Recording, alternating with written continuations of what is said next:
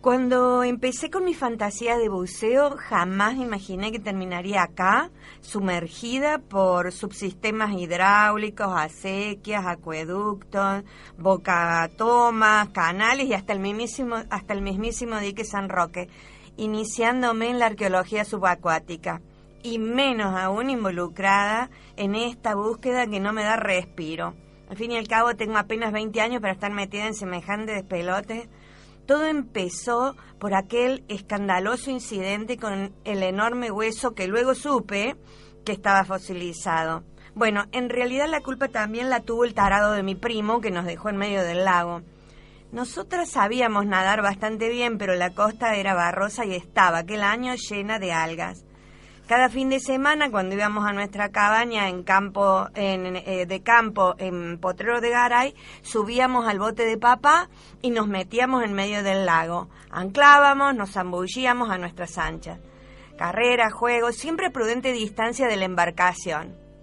El idiota de Carlitos no se animaba, que se iba a atrever si apenas nadaba estilo flechita, haciendo pie en la parte más baja de la piscina. Grandote pavo, porteño malcriado, pedante. La primera mala noticia aquel verano fue que mamá había invitado a los tíos y a primo a pasar unos días de vacaciones con nosotros. Eran una familia ruidosa y desquiciada. Y eso que la nuestra tampoco era para la foto de la portada Secreto de la Familia Feliz, pero la pasábamos. Todos lo llamábamos Carlitos, aunque Grandulón tenía 2 años más que yo, que apenas llegaba a los 12. Ese día, mientras nuestros padres dormían su rigurosa siesta, quiso venir con nosotras al medio del lago. Él hacía de remero y se quedaría en el bote inventando consignas de juegos en el agua. «Ahora alcancen la pelota de goma», gritaba, y nosotras nadábamos a brazo partido a ver quién llegaba primero. Cuidado! Guarda que ahí viene un tiburón y las ataca», decía el muy bestia. No se daba ni cuenta que estaba en la sierra y no en el mar. Nosotras nos burlábamos de él también, hay que decirlo, y decíamos, «Cuidado con las rocas, ¿viste, che?»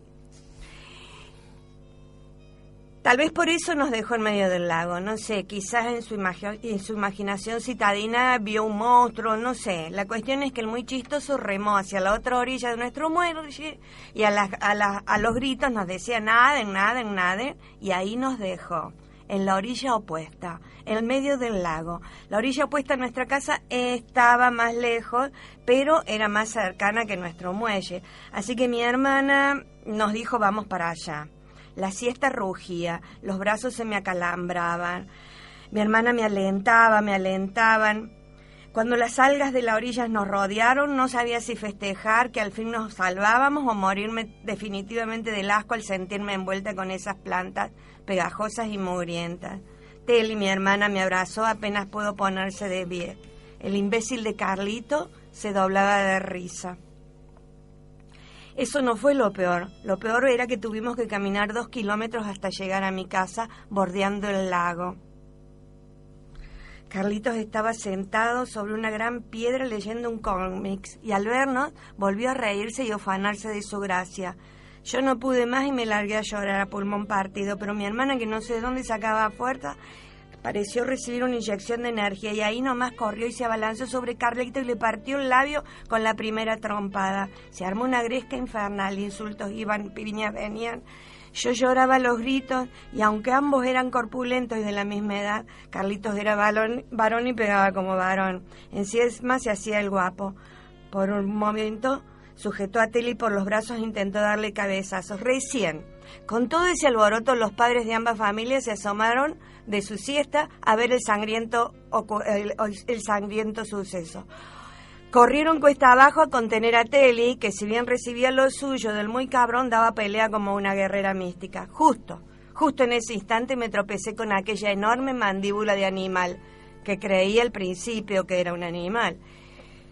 y que resultó ser un arma casi fatal. La recogí del suelo y para apoyar la causa de mi hermana le pegué un huesazo en la cabeza al infame de mi primo, que al final rodó bañado en sangre. Bueno, hasta ahí. Muy bien. Estamos ya en este programa número 15, el episodio 15 de la quinta temporada de Restos Diurnos aquí en la UTN, en la 94.3.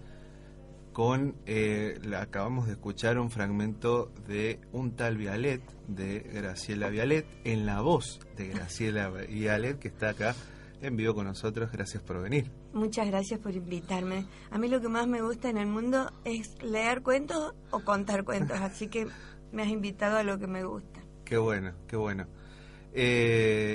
Antes de esto lo quiero compartir con los oyentes, que ya lo saben, el que escucha asiduamente Restos Diurnos y los invitados anteriores, que lo de tomar mates no es un eufemismo o una expresión. ¿Sí? Recién, por ejemplo, la sorprendimos gratamente a la invitada porque dijo, se toma mate en serio acá. Así que sí, vamos a compartir unos mates en esta charla. Me vendría muy bien. Graciela, compartimos recién una parte de qué específicamente de Un tal Vialet. Es exactamente el primer capítulo y quise traer Un tal Vialet no solo porque es una editorial cordobesa quien la edita, que es Raíz de Dos, y porque forma parte de esta colección Cordobeses por Cordobeses, sino porque estoy acá en la UTN y yo admiro mucho a don Juan Vialet Macé. Y esta es una novela tramada entre siglos. La que acaba de hablar es Micaela, que representa, por supuesto, una joven del siglo XXI y que empieza contando en esta novela por qué se metió en la universidad y terminó estudiando arqueología subacuática, y termina la historia de ella persiguiendo las supuestas grietas que el dique San Roque que construyeron Vialet Macé y Casafús nunca tuvo. Que demolieron ese dique nada más que por el enorme estado de corrupción en que se manejan las obras públicas desde aquella época hasta el día de hoy en la Argentina, ¿no? Que a estas dos personas llegaron hasta meterlas presas diciendo que el dique se iba a caer, el dique que nunca se cayó, porque hoy cuando baja el agua todavía se ve la primera base del dique, que tuvieron el tupé, lo pongo entre comillas, de construir, no solo de construir ese dique, que fue el primer dique en América, sino de hacerlo con cales y cementos producidas en la zona. Muchos chicos no saben. Más cordobés no se puede. No. Y por eso los metieron presos, porque rompían los negocios con los monopolios porteños ingleses sobre la compra de cales y cementos. Y Juan Vialet Macé lo dice en sus cartas, en sus escritos incluso. Él miró las ruinas jesuíticas y dijo, si esto todavía está en pie, ¿con qué está hecho? Estudió, como ingeniero que era, las cales, los cementos y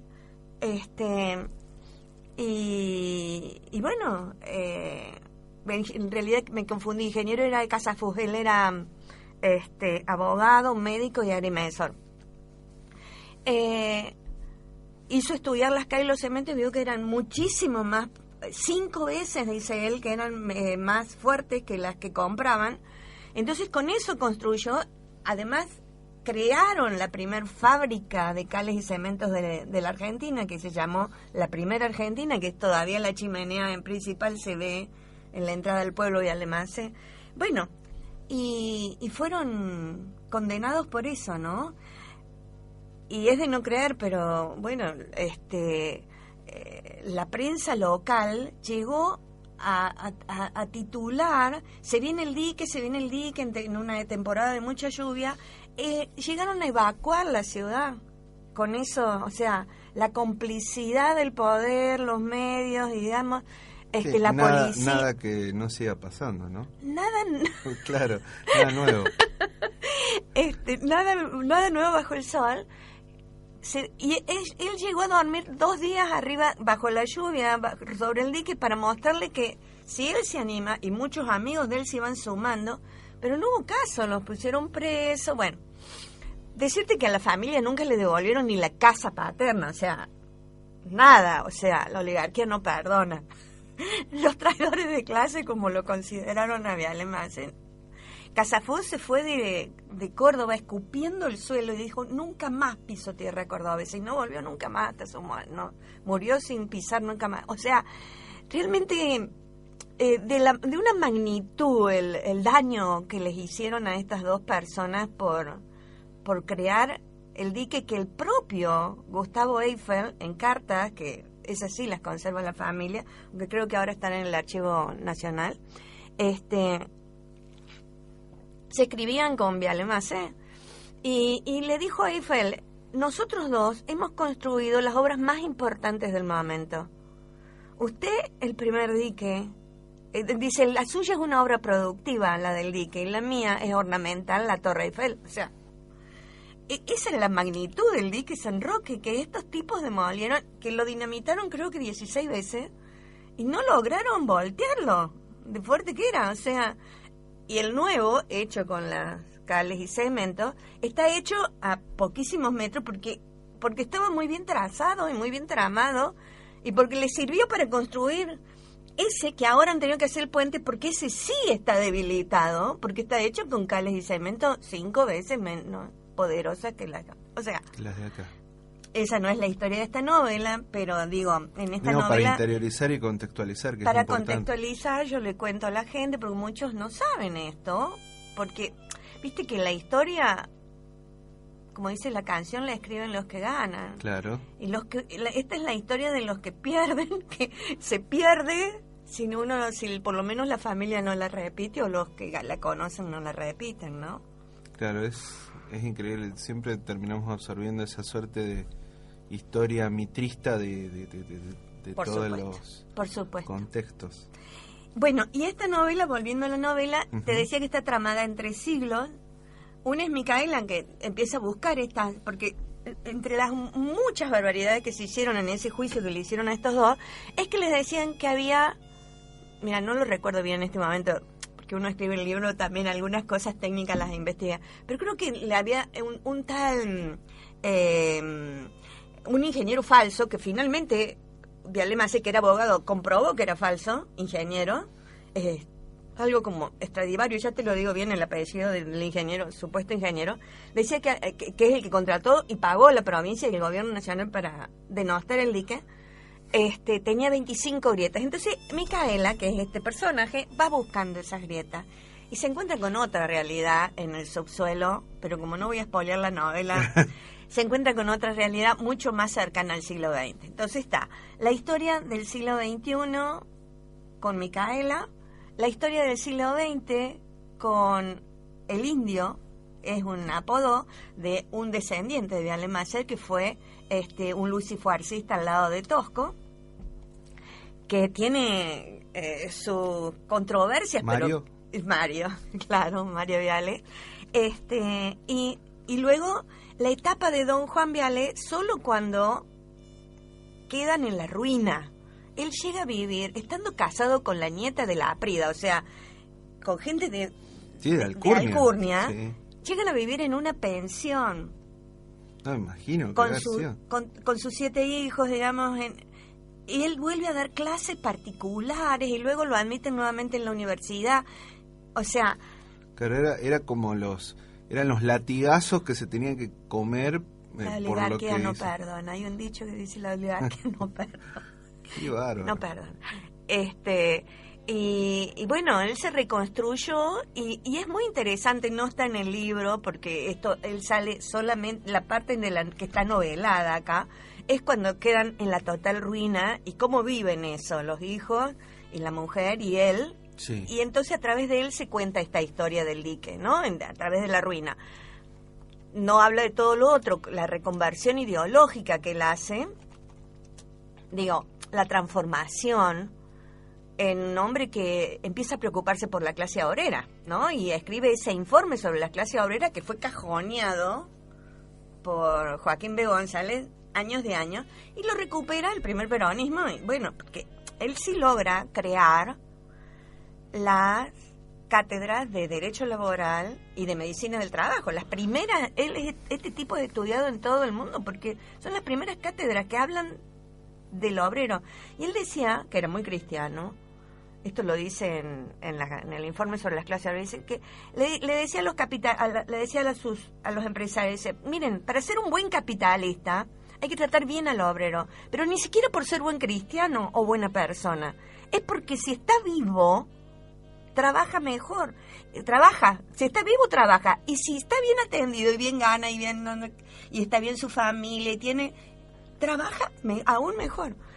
Entonces, esta terminó siendo defensor de los portuarios de Rosario, qué sé yo, una reconversión importante, y muere a principios del siglo, ¿no? En 1906, olvidado para la historia, digamos, ¿no?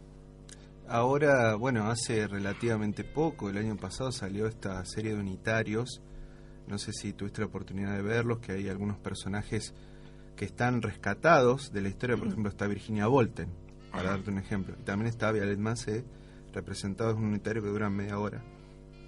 Se me escapa en este momento, está también Carlos Pellegrini, bueno, hay algunos más. Y bueno, está reflejado esto que vos decís, por ejemplo, la parte de cuando es injustamente encarcelado y demás. Me acordaba de eso, quería aportarlo, por si no lo quiero. Claro, hay varios, si uno googlea, hay un par de videos de cineastas y de admiradores de la obra, tanto de Casafús como de Vialet Macé, y que se ve, pero digamos, la historia, los manuales de historia no existen. Hay una, bueno, desde siempre esta historia centralista que tenemos todo el tiempo, como las provincias en distintas épocas han sido protagonistas por algo, por cosas contundentes, sólidas, que pueden abastecer por ejemplo, lo del dique, hasta una región, si hubiese crecido realmente la idea, trasladarla a otras provincias, pero no, siempre esa cosa de dinamitar, no solamente lo físico, es dinamitar la historia, que se pierda todo. Claro, porque cuando no se sabe, no existe. O sea, a lo que no le podemos poner palabra, no existe.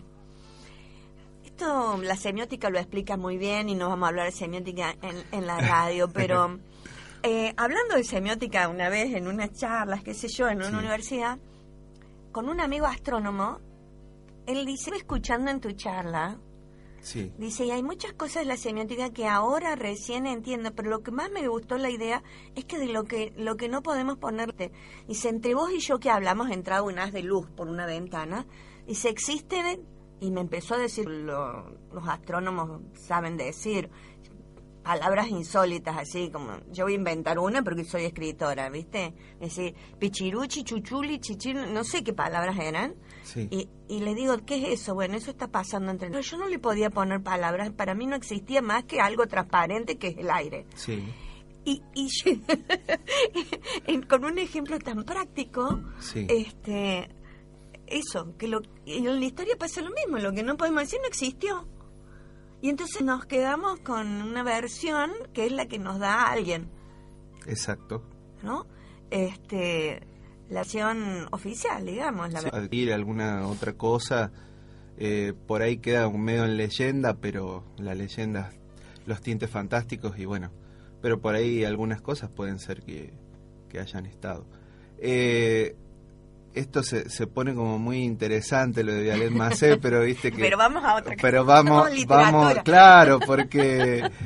No, a mí me encanta la política, la historia, estamos atravesados. Mañana también estamos estamos atravesados por la política y la historia, Bueno, lo mío es literatura realista, digamos, para jóvenes, o sea... Los sapos de la memoria es literatura realista, es la historia de un pibe que escrita, a finales de los 80, publicada en los 90, o sea, dicen, dicen todos los teóricos, o los que es la primera novela para jóvenes escrita sobre los hijos, sobre los padres de desaparecidos. Y este pibe sabe la verdad a medias, porque creen que si no le dicen todo lo están protegiendo, ¿no? Y bueno, como él va buscando desde un hipnotizador hasta el libro de la Conadema y hasta que alguien le diga la verdad. Bueno, Los sapos de la memoria es todo ficción, es absoluta ficción, igual que un... Sí, claro, está ahí el Si tu signo no es Cáncer, es ficción realista. El jamón del sándwich, que trata sobre la familia, es una chica adoptada, padres separados, diversidad de familias, en la búsqueda también de sus orígenes biológicos, porque está harto de los padres que se han separado, han vuelto a formar familia, y ella dice, ¿qué es esto? Me quedé en la mitad de todo, me tienen podrida, voy a... y sale a buscar, siempre supo que era adoptada, pero llega un momento en que quiso buscar si tenía hermanos, cómo era la historia, bueno, también es realista, digamos, o sea, lo mío es la literatura realista para jóvenes. Para niños puede ser que, claro, hay más fantástico. ¿Qué te llevó por ejemplo, a la literatura realista? ¿Hay algún camino? El hecho, por ejemplo, de la misma pedagogía, estar en contacto mucho con los chicos, o algún hecho en particular, tal vez, que dijiste, por acá tengo que ir y esto es lo que me gusta, o porque sí. Yo creo que, bueno, yo formo parte de la generación que crecimos leyendo el boom latinoamericano, ¿no? Y la literatura, el realismo mágico, estamos atravesados por esa literatura.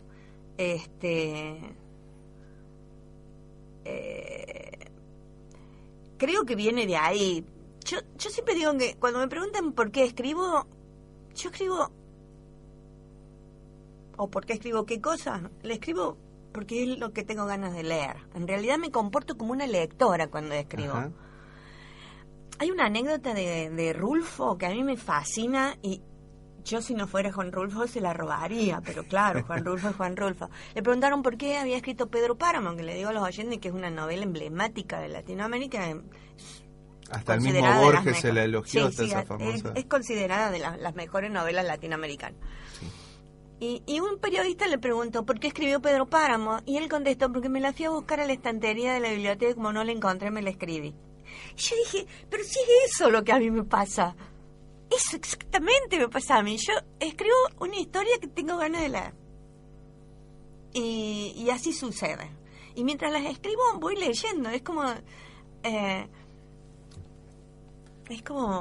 como que escuchara, ¿no? Esta cuestión de la lectura, de una oreja, un susurro, un pensamiento, voy a vivir otra vez con ese Neruda, ¿no? Esta cosa de leer lo que uno está buscando. Qué bueno eso. Sí. Cada texto encuentra a su lector. También eso, me encantaría haberlo inventado yo, pero lo dijo Sartre. Pero yo me apodero de estas cosas que, viste, cuando vos le decís, pero si eso es lo que yo pienso. Eso es exactamente, y que no lo podía poner en palabras. Y entonces, bueno, lo que decíamos antes, pues le puedo poner en palabras y ya está dicho por alguien que me lo ilustró. Qué bueno eso. ¿Hay procesos así creativos metódicos, o te sentás y sale todo? ¿Cómo es Graciela Vialet para escribir en ese sentido? En realidad, jamás en mi vida escribí por encargo. Uh-huh. Nunca. Siempre tuve la necesidad de, por ejemplo, un tal Vialet, yo me negué a escribir en esta colección. Me habían invitado muchas veces de la editorial para que escribiera. Y mi marido me decía, que era Mario Vialet, me decía que escribía sobre Tosco, que si no le iba a escribir a alguien que no lo había conocido. Yo lo había conocido a Tosco. De hecho, yo lo conocí a mi marido por conocer a Tosco de Cholula, ¿sí? Cuando era muy jovencita, Tosco era para nosotros, cuando recién entraba a la universidad, estudiaba comunicación yo, era como... Era el héroe nacional, el héroe provincial. Era el Che Guevara, no sé cómo explicarte, lo más. Sí. Además era tan inteligente, y entre nos era tan buen mozo y tan inteligente que realmente era cautivante, ¿no? Era todo un combo que vos decías, era como Alain Delon, pero revolucionario, ¿me entendés? Una cosa. Así que yo con esa idea, que tengo 17, 18 años, me acerco a conocerlo, qué sé yo. Por supuesto que para llegar a tocar, a llegar hasta el lugar de Tosco, tenía 1000 filtros, porque el hombre pobre estaba muy perseguido. No, claro, sí. Lo querían matar cada media hora. Así que tenía muchos. Uno de ellos estaba ahí, Mario Viale. Entonces, ahí, así más o menos lo conocí a él y a Alberto Cafa,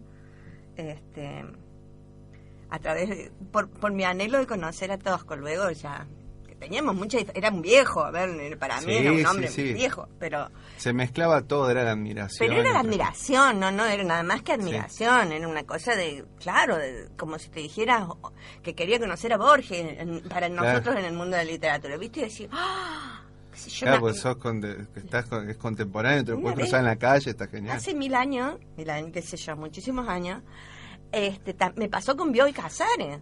Claro. Lo vi en la Feria del Libro de Buenos Aires y yo no podía creer que estaba ahí, sentada a 2 metros de Bioy Casares, ¿vos me entendés? Era como... Bueno, eso era, nada más que eso. Y admiración profunda, y bueno, así el libro, yo no lo quería escribir, pero no quería escribir sobre Tosco porque a mí me había afectado profundamente la muerte de Tosco. Y yo decía, yo que voy a escribir sobre eso, me sentía como muy inferior para escribir sobre alguien tan grande, era como si me dijeran que escribiera sobre San Martín, ¿entendés? Yo dije, me queda muy grande. Pero cuando murió Mario, 3 meses antes de poder declarar en el juicio de la mega causa todas las pesadillas de la dictadura que tuvo que vivir él y sus compañeros, yo sentí la necesidad de escribir esta historia y por eso está Tosco en el siglo XX. Porque te decía que hay 3 siglos, el XXI, el XX y el XIX. En el XIX está Don Juan, en el XXI Micaela y el Indio y toda la gente del lucifuercismo tosquista, o sea, del sindicalismo de la liberación, está en el siglo XX, ¿no? Y fue mi necesidad de poder, bueno, eso me motivó, ¿entendés? Las ausencias y decir, y es una manera de que esté siempre presente. Exacto, claro. Alguien lo tiene que contar y yo... me pasó como en los sapos, que el primer epígrafe dice, no sé por qué me tocó a mí, tal vez sea para que lo cuente. Bueno, que no me pasa con otros libros, digamos, ¿no? En los cuales no abordo la historia argentina, o sea, no es realismo histórico, sino realista, pero ficción realista. Después en el jamón del sándwich, qué sé yo, me pasan cosas como, por ejemplo, ver un documental de antropología sobre el origen de las familias, ¿no? Del concepto familia, y enterarme que en la época de la caverna una familia eran los que entraban en la cueva, punto. Nacía uno más, iba el otro, no había ese vínculo. Claro, sanguíneo. No existe. O lo que era la familia romana, que era muy distinta a la que, bueno, hasta la nuestra del mediados del siglo XX, y luego cuando, digamos, las nuevas formas de familia... Se empiezan a construir otros conceptos. Y yo quería hablar de eso, ¿qué concepto tenemos de los vínculos familiares? Solo esto. Si tu signo no es cáncer, de chica, familia era muy religiosa y a mí me encantaba leer los horóscopos, pero lo tenía que hacer a escondidas porque era un pecado. Entonces, siempre tuve esa cosa de hablar de los horóscopos. Sí. Y si tu signo no es cáncer, es de eso, ¿no? Un poco mezclado de horóscopo con también un poco el tema de el tema de la enfermedad. Entonces va entre la comedia y la tragedia, ahí mezclándose la novela. Pero te das cuenta que las causas son así, no sé, se te cruza una idea y decís, de eso quiero hablar, porque de eso quiero leer, lo que te decía antes. Me quiero quedar con eso, de que vos escribís lo que vos querés leer. Exacto. Ahí está. Mira, estimada Graciela, ya estamos en hora. ¡Ay, Dios! Se pasó rápido, se pasó media hora, Qué aunque no le bueno. crea. Se pasó muy rápido. Yo no sé si tenías preparado algo más, sino bueno, estaba pensando mientras hablábamos, porque claro, se extiende y hay cosas tan ricas para hablar y que se extienden, se van, que tal vez pueda haber una segunda parte y nos juntamos En otro sábado, por supuesto, y charlamos Más también adelante. de todos estos temas. Pero bueno, en primera instancia agradecerte por haberte acercado acá a Restos Diurnos, a la UTN, y bueno, ya queda el espacio para lo que vos quieras. Yo traje preparado, pero no sé si hay tiempo. Traje uno cortito de chicos. Dale. Porque dale. lo mío es la literatura infantil, para decirlo.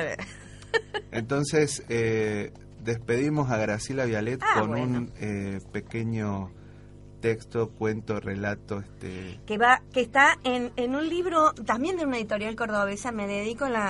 Tengo Sí. libros publicados en una editorial internacional que es una pesadilla, porque Sí. están todas monopolizadas. Perdón, que no escuchen esto mis editores.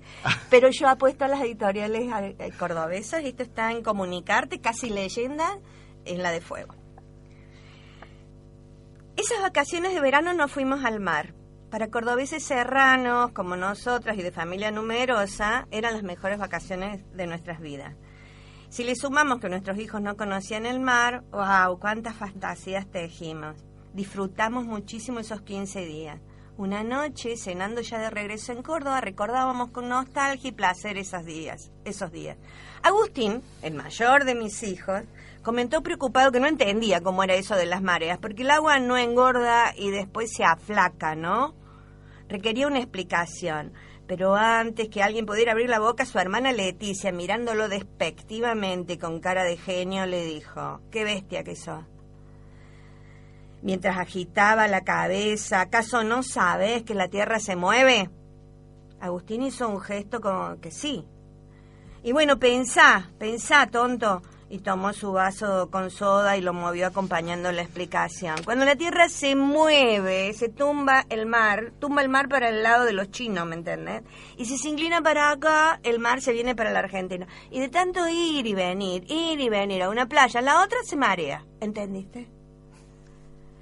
¿No es cierto, ma? Me pregunté. No de todos los convencidos con la versión de Leticia, le preguntamos al menor, a Juli. ¿Cómo crees que fue eso de las mareas? Dice, ¿viste que por las noches la luna se metía dentro del mar? Cuando se hacía bien de noche. Y cuando todos afirmamos con la cabeza, tiró un bollo de pan adentro de su plato de sopa. Dice, así se metía, ¿ves? Y cuando se mete, desparramaba el agua para todas partes. Al entrar al agua, la luna desparrama el mar y salpica con olas la playa.